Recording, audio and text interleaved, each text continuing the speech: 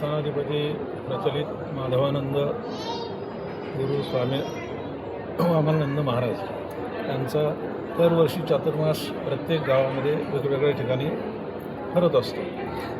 तर मागच्या वर्षी महाराजांनी पैठणकरांना चातुर्मासाचं नारळ दिलं. आम्ही सर्व कमिटी, कमिटीचा अध्यक्ष दत्तात्रय दास पोहेकर, म्हणजे सहकारी सगळी कमिटी, ह्या कार्यक्रमाचं चातुर्मासाचं आयोजन आम्ही 1 वर्षापासून सगळं करू लागलो त्याचं नियोजन. तर माहेश्वरी भक्तनिवासमध्ये चातुर्मास सध्या चालू आहे. तर त्या अनुषंगाने महाराजांचे जेवढे काही महाराष्ट्रातले शिष्यवर्ग आहे तो सर्व शिष्यवर्ग प्रत्येक दिवशी महाराजांच्या दर्शनासाठी या ठिकाणी येतो. आणि महाराजांचा जो नित्यनियम आहे, नित्य उपचार जे आहेत, तर त्या ठिकाणी विश्वंभर म्हणून महादेवाचं लिंग आहे. त्या लिंगामध्ये द्वादशी म्हणजे 12 ज्योतिर्लिंगाचं दर्शन होतं. ते दुपारी 12:30 वाजता आणि संध्याकाळी प्रदोष पूजेच्या वेळेला 7:30 वाजता या ठिकाणी दर्शन होतं. तर ह्या चातुर्मासाच्या निमित्ताने सर्व शिष्यवर्ग जेवढा आहे तेवढा या ठिकाणी येऊन महाराजांचे आशीर्वाद घेतात आणि आपल्या मनातली जी काही इच्छा असेल, जे काही कामना असेल, त्या महाराजांच्या सद्गुरूच्या चरणी बोलून त्यांच्या ठिकाणी काय त्यांना उपाय असेल महाराजांचे आशीर्वाद घेऊन या ठिकाणून ते जातात. आणि नित्य जेवढे लोक या ठिकाणी येतात त्या ठिकाणी ते प्रसाद घेऊन सगळे समजून इथून निघतात. तसंच महाराजांचे जे काही अनुभव आहेत, ह्या गादीचा गुणधर्म असा आहे, त्यांचा उपदेश असा आहे की सहज बोलणे हाची उपदेश. कोणी जर काही विचारलं तर सहज ते सांगणार, सहजतेनं बोलणार. किंवा जर महाराजांनी एखाद्याने विचारलं किंवा महाराज माझी अशी अशी कामना आहे, अशी इच्छा आहे, ते बोलणार. महाराज सहज बोलून जातात, ठीक आहे होऊन जाईल तुझं. तर त्या ठिकाणी तसेही अनुभव लोकांना बरेचसे आलेले आहेत. तर अशी निष्प्रयतेने कार्य करणारी आणि सद्गुरू हा कसा आहे की हा पाठीराखा आहे. सद्गुरू जर पाठीशी उभा असेल, सद्गुरूची कृपादृष्टी जर झाली तर त्यात कोणालाही काही अडचण येत नाही, असं सर्वांचा मानस या ठिकाणी आहे. 4 वाजता उठतात.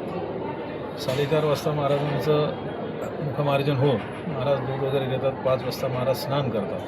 महाराजांचं स्नान झाल्यानंतर महाराज त्यांचं जे नित्यपूजेचे जे देव आहेत त्या ठिकाणी त्या विश्वंभराला पाणी घालण्यासाठी महाराज जातात. अजून वापस आल्यानंतर 7:30ला महाराज नाश्ता वगैरे करतात, दशमी घालतात ते. आणि 8 वाजता त्यांची 8 ते 11पर्यंत महाराजांची पाद्यपूजा, तुलादान वगैरे या ठिकाणी कार्यक्रम होतात. तसंच दुसरं एक सांगायचं राहिलं की या ठिकाणी 2 महिने श्रीमद भागवत कथा आहे. त्याच चातुर्मासाच्या अनुषंगाने एकादशी द्वादशीला कीर्तन आहे, संगीत भजन आहे, प्रवचन आहे. रोजचेही भजनी मंडळ या ठिकाणी येतात. भजन वगैरे सर्वजण नामस्मरण या ठिकाणी करतात. कारण कलियुगामध्ये नामस्मरणाला जास्त महत्त्व आहे. कलवू नामस्मरणं, तर तो दृष्टिकोन सर्वांचा साध्य होत आहे या ठिकाणी. चिन्मयानंद महाराज की जय.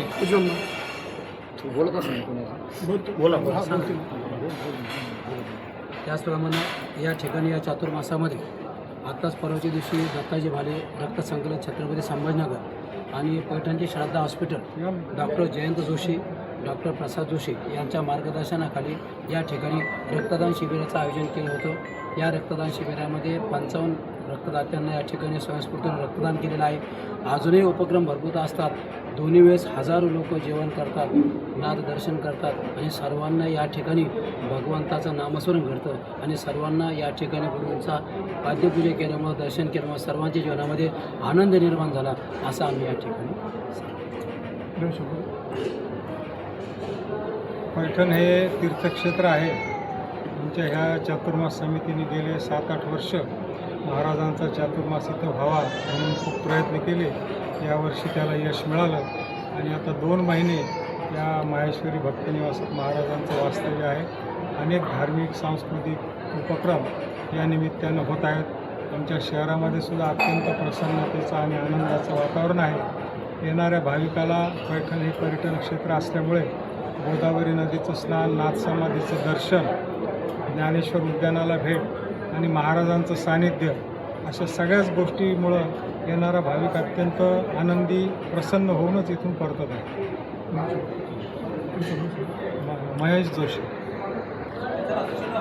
या ना सर, तुम्ही या ना.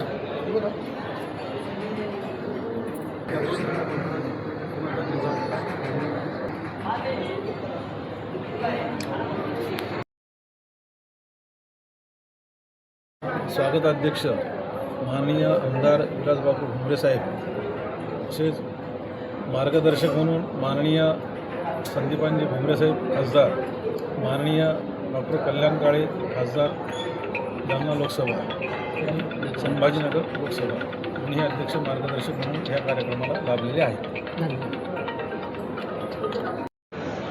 उपस्थित माननीय पैठणचे नगराध्यक्षा सौ विद्याताई भूषण कावसंकर याही लाभलेले आहेत. मला सहकार्य भरपूर आहे.